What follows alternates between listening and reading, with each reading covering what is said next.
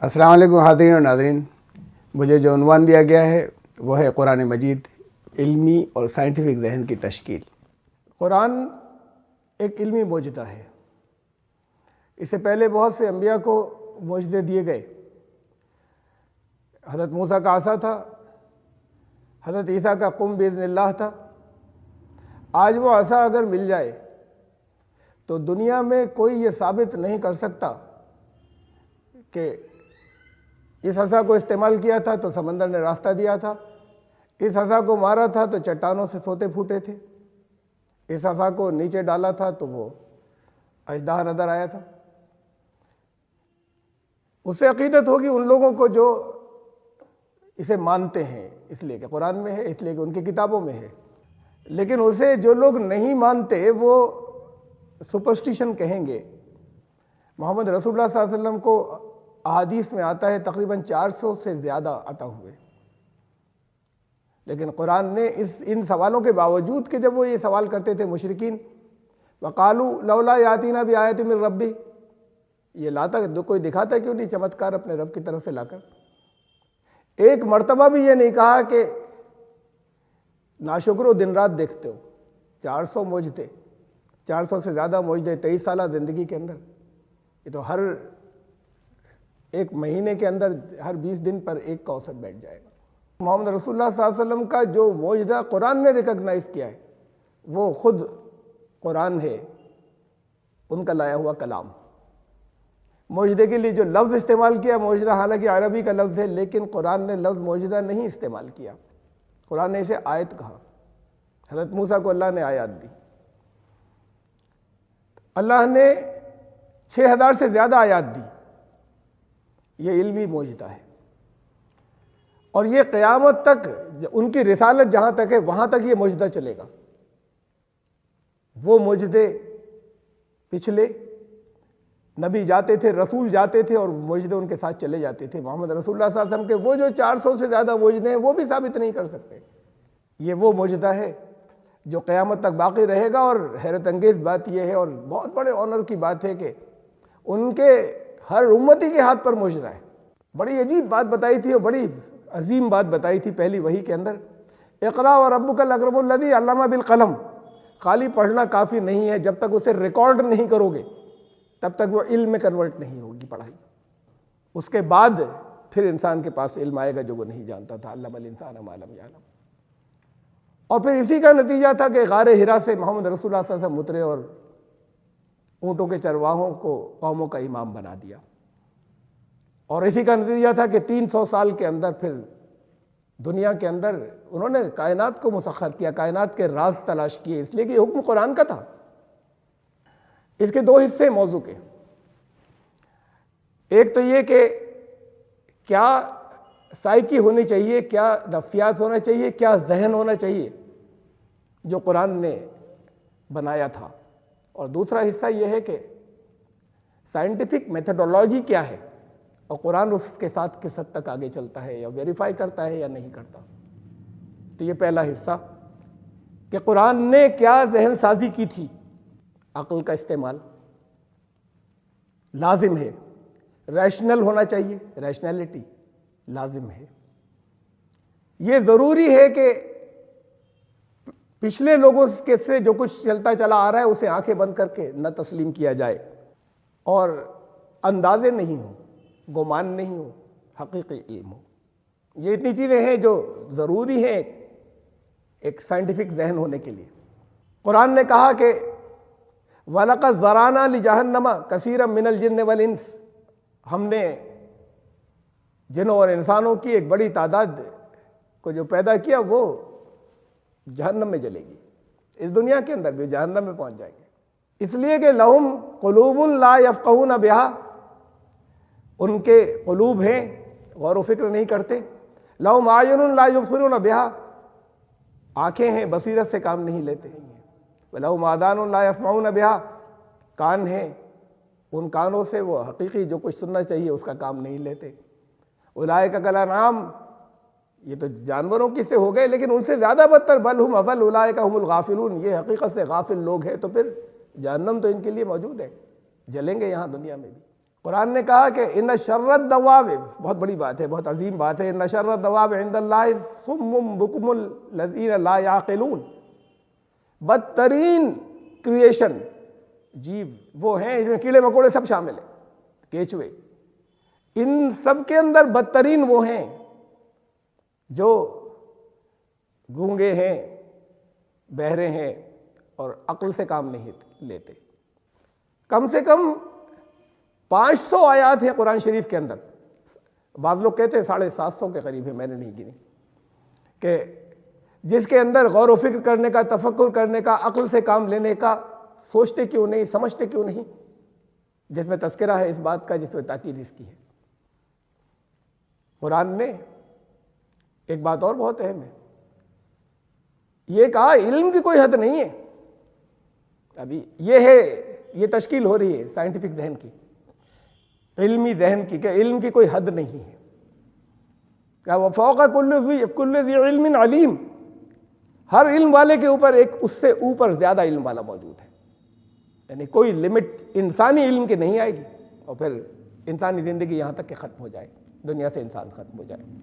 اس ذہن کے بارے میں جو سائنٹیفک ذہن کی تشکیل کی تھی، قرآن نے کہا قل انما اعظکم بواحدہ، اچھا ایک ہی بات سنتے جاؤ، ان تقوموا للہ مثنی و فرادا، اللہ کے لیے چاہے اکیلے غور کرنا، چاہے اکیلے ہو، چاہے کسی کے ساتھ مل جاؤ، دوسرے کو لے لو ساتھ میں، ثم تتفکروا، اور پھر مل کر غور کرو، سوچو، تنہائی میں سوچو، کسی اور کو ساتھ میں لے کر سوچو۔ یہ سوچنا کس بات کی، کس لیے؟ یعنی قرآن ریشنل ہونے کی بات کر رہا ہے، قرآن ثبوت دیتا ہے، پورا قرآن بھرا پڑا ہے۔ اللہ رب العزت سے زیادہ کسی کو یہ حق تھا کہ وہ دعویٰ کر دیتا؟ کتنا سا دعویٰ کرنا تھا؟ توحید کے بارے میں کچھ بتا دیتا، جو کچھ آپ جانتے ہیں وہ بتا دیا جاتا، آخرت کے بارے میں جو کچھ آپ جانتے ہیں وہ بتا دیا جاتا، نبیوں اور رسولوں کے بارے میں بتا دیا جاتا کہ آئے سب سچے تھے اور یہ محمد رسول اللہ صلی اللہ علیہ وسلم آخری رسول ہے۔ اتنی باتیں 50 آیتوں میں آ جاتی۔ یہ ہوا ایمان، اور اس کے بعد عمل سے متعلق جو احکامات ہیں ان کی تو 500 آیت ہے، 500 سے زیادہ نہیں ہے۔ تو یہ پورا قرآن زیادہ سے زیادہ 600-700 آیات کے اندر آ جاتا۔ یہ پورا قرآن کے لیے 1-1.5 سورت 2 سورتوں کے اندر آ جاتا۔ اس کے لیے 114 سورتیں کیوں نازل کی، 6,500 سے زیادہ آیتیں کیوں نازل کی؟ باقی پورا قرآن جو کچھ اللہ رب العزت نے فرمایا ہے اس کے ثبوت میں ہے، چاہے وہ پچھلی قوموں کے حالات ہوں، اور چاہے وہ زمین و آسمان اور چاروں طرف جو کچھ پھیلا ہوا اس پہ غور و فکر کی دعوت ہو۔ ان سے ثابت کیا ہے اللہ نے، توحید کو ثابت کیا، آخرت کو ثابت کیا، رسالت کو ثابت کیا ہے، اسے تھی ضرورت ثابت کرنے کی، نہیں مانو جہنم میں جلا دوں گا۔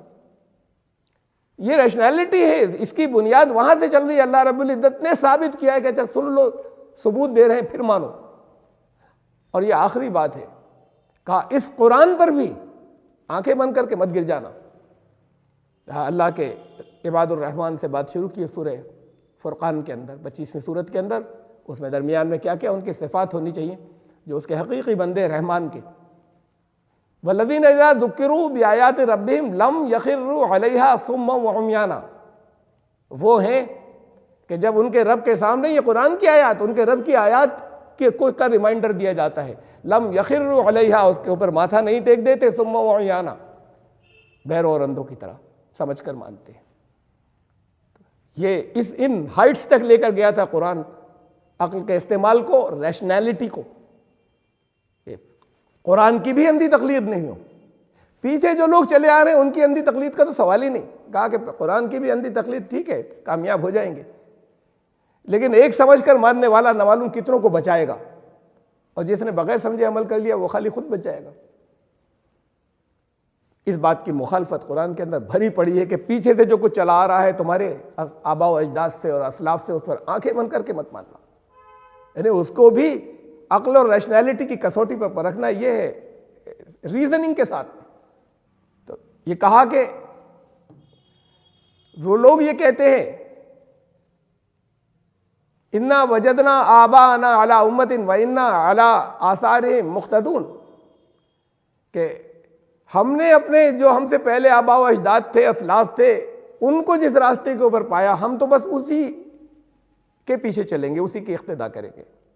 تو جو رسول ان کے پاس آئے انہوں نے کہا قال اولم جئتکم بأہدی، تمہیں اس سے زیادہ صاف ستھرا راستہ اگر دکھا دیں، تمہارے پاس آ جائے، ہم لے آئیں، پھر بھی اسی پر چلو گے؟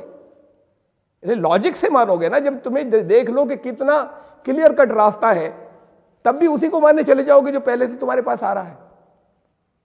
یہ ذہن سازی کی تھی، قرآن نے اس ذہن کو بنایا تھا۔ یہ اس ذہن کو بنانے کی وجہ سے یہ ہوا کہ دنیا کے اندر 300 سال کے بعد جتنے سائنٹسٹ تھے وہ سارے کے سارے اسلامی یونیورسٹیز کے نکلے ہوئے تھے، سب، صرف 11 غیر مسلم تھے، اور جو ٹاپ سائنٹسٹ 132 تھے اس وقت، اس کے اندر 11 غیر مسلم تھے، وہ بھی 11 اسلامی یونیورسٹیوں کی تعلیم یافتہ تھے، کہ انہوں نے جتنے علوم آج ہیں ان کی بنیادیں رکھی تھی ان لوگوں نے۔ یہ قرآن نے وہ ذہن دیا تھا جس سے آگے چلے تھے۔ بہت اہم بات یہ کہی قرآن نے کہ جب علم ہے تو علم بڑھتا رہے گا، کسی جگہ پر اگر جمود ہوگا، اسٹیگنیشن ہوگا، وہ اسٹیگنیشن جو ہے وہ سڑا دے گا۔ ایک وقت کا علم ہے، اگلے دور اللہ کے کائنات کے اصول نہیں بدلیں گے، لیکن کائنات کے لاس ڈسکور کرتے تم چلے جاؤ گے آگے۔ قرآن نے کہا سنوریہم آیاتنا، ہم دکھاتے چلے جائیں گے اپنی آیات، فی الآفاق، in the universe, in the horizons، وفی انفسہم، in their own selves، حتی یتبین لہم انہ الحق، یہاں تک کہ ان پر ثابت ہو کر رہے گا کہ حق یہ ہے۔ وَلَتَعْلَمَنَّ نَبَأَهُ بَعْدَ حِینٍ، یہ جو بتا رہے ہیں خبریں یہ تم پر کھل جائیں گی کچھ عرصے کے بعد۔ پھر وہ خبریں تھی بہت سی کہ جن کو لوگوں نے اس وقت مانا، لیکن اس کے ثبوت ان کے پاس نہیں تھے۔ قرآن نے کہا کہ اس کے ثبوت ہم دیتے چلے جائیں گے اس یونیورس سے، اس کائنات سے۔ ان فی خلق السماوات والارض واختلاف اللیل والنہار لآیات لأولی الالباب، آسمانوں اور زمین کی کریشن میں اور ان کے اندر جو دن اور رات کے اندر جو چینجز ہیں اس کے ڈفرنسز کے اندر لازماً اللہ کی آیات ہیں، عقل والوں کے لیے ہے، اور عقل کی تو تاکید کی تھی۔ فرمایا وما یذکر الا اولو الالباب، ارے ذکر نہیں کر سکتے، یعنی ریمائنڈر ان کا صحیح ہو نہیں سکتا اللہ کی ذات کا جب تک وہ عقل کو استعمال نہیں کریں گے، عقل والے نہیں بنیں گے۔ یہ تھا قرآن کا انداز، اور پھر یہ کہا کہ بہت واضح طور پر کنجیکچرز نہیں چلیں گے حق کے مقابلے میں۔ ان الظن لا یغنی من الحق شیئا، حق، سچ، ثابت شدہ چیز، فائنل ایک ہوتی ہے، اور کنجیکچرز اور ظن اور گمان وہ دوسری چیز ہوتی ہے۔ ہائپوتھیسس، ہائپوتھیسس نہیں چلے گی ریالٹی کے مقابلے میں، دونوں کا کوئی مقابلہ نہیں ہے۔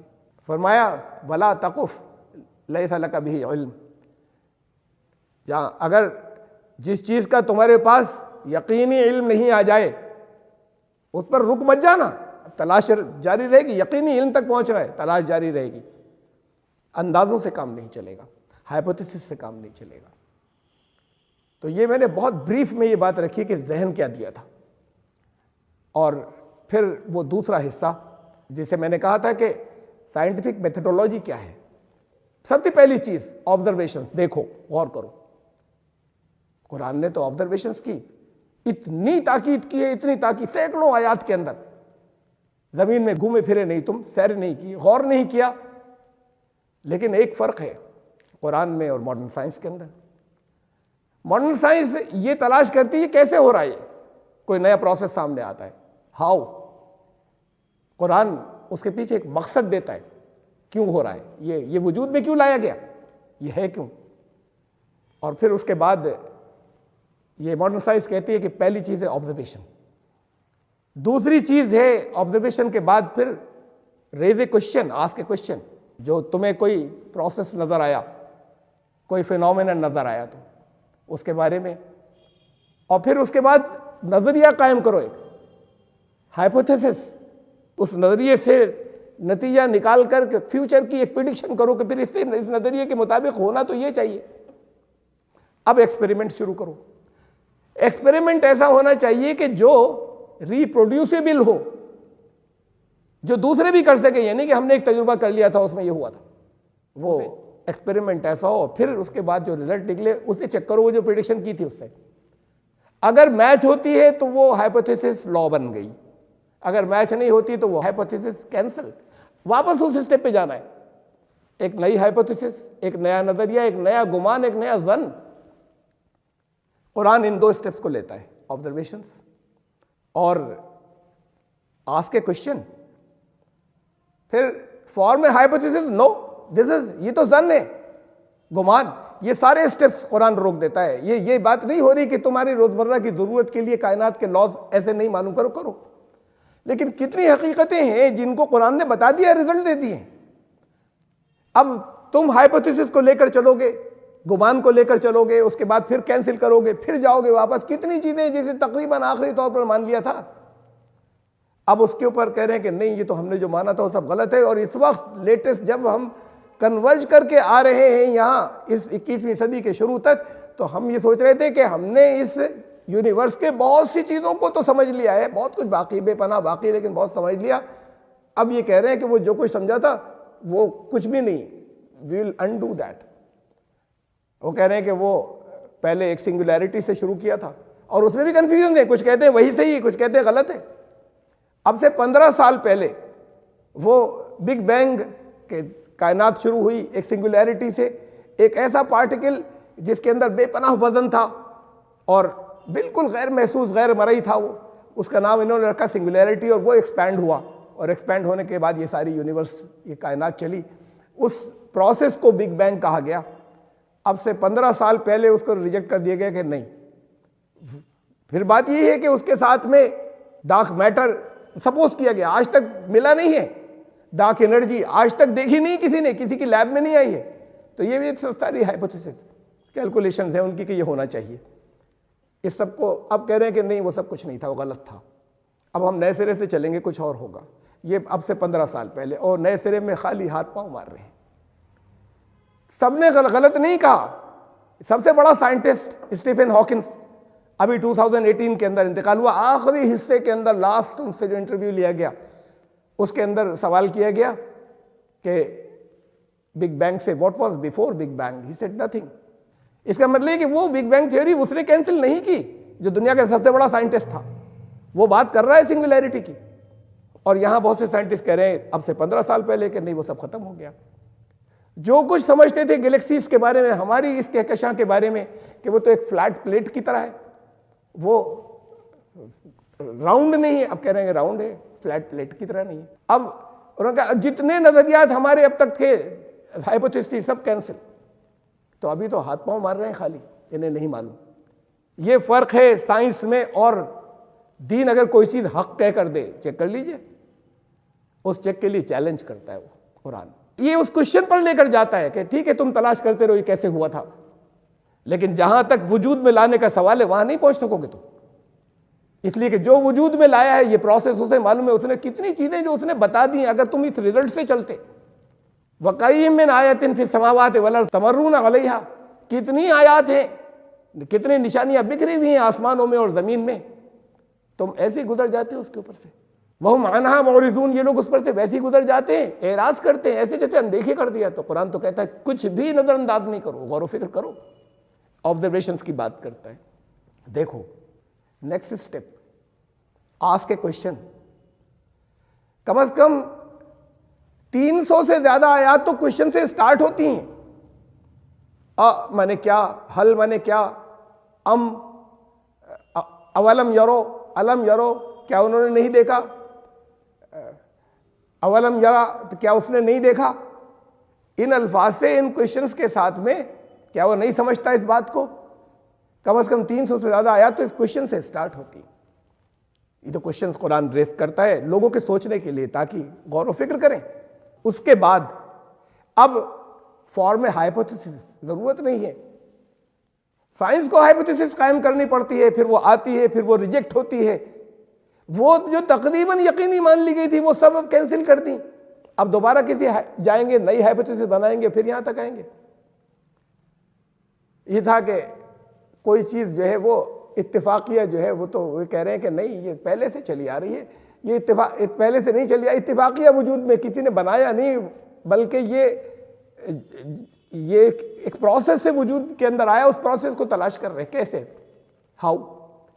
تو اب دنیا کی سب سے بڑی ایک لیب بنائی جنیوا کے اندر، ہیڈ آن کولائڈر اس کے اندر، یہ اس کا نام ہے، جو اپیریٹس، یہ دنیا کا سب سے مہنگا اپیریٹس، جس کے اوپر جس کی تیاری کے اندر 10,000 سے زیادہ سائنٹسٹ لگے، 100 سے زیادہ ملکوں کے ڈیفرنٹ انسٹیٹیوشنز جو ہیں وہ اس کے اندر شریک ہوئے، اور تب وہ 2008 کے اندر وہ لیب بنی، انڈر گراؤنڈ لیب، زمین کے 150 فٹ نیچے، تو تقریباً 27 کلومیٹر لمبی، ہیڈ آن کولائڈر.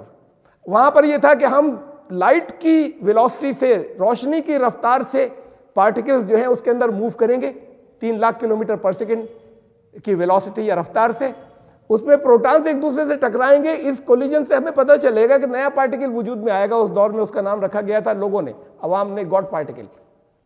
یعنی اب وہ ایسا ہوگا کہ جیسے نیا وجود ایک ہمیں پتہ چل جائے گا کہ یہ نئے وجود کیسے ہوتے ہیں. یعنی اتفاقیہ ان چیزیں وجود میں آ جاتی ہیں. 2008 سے آج تک نہیں ہو سکا.